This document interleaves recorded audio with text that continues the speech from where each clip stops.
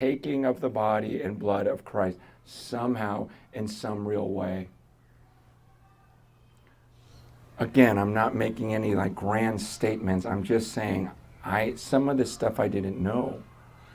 I didn't know that for the first 1,500 years of church history, everyone saw it as the literal body and blood of Christ.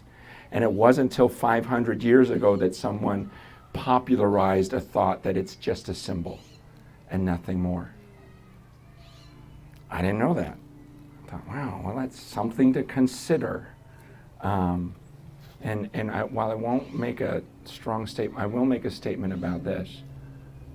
It was at that same time that for the first time, someone put a pulpit in the front of the gathering. Because before that, it was always the body and blood of Christ that was central to their gatherings. For 1,500 years, it was never one guy and his pulpit being the center of the church. It was the body and blood of Christ. And even the leaders just saw themselves as partakers. And oh man, we're not worthy, we're not worthy, we're not worthy. I say that because the church is more divided than any time in history. What does this book tell us clearly? That he does not want any divisions in his church. And for 1,000 years, there was just one church. Did you know that? We're so used to growing up in a time when literally there are over 30,000 Christian denominations right now. But for the first 1,000 years, there was just one. What was interesting is communion was at the center of the room every time they gathered. And it wasn't a pulpit where a guy preached after studying in his office by himself for 20 hours.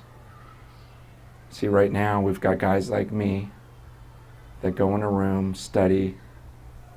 That's what I was doing for years. Meanwhile, other guys went in their rooms and studied, and then we started all giving different messages, so many contradicting each other. And pretty soon it's, well, I follow Piper, I follow Chan, I follow... it's just like everyone's following different guys.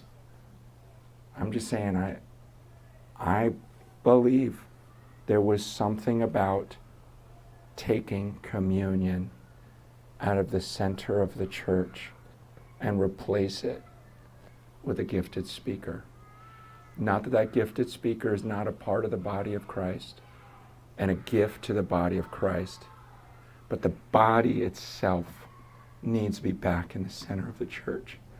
You guys, I've been dreaming about this. I've been praying about this, going, man, I would love it if one day in our country here in the U.S., people understood the body of Christ, that they were just a part of it, and they got excited to gather and partake of the body and blood of Christ.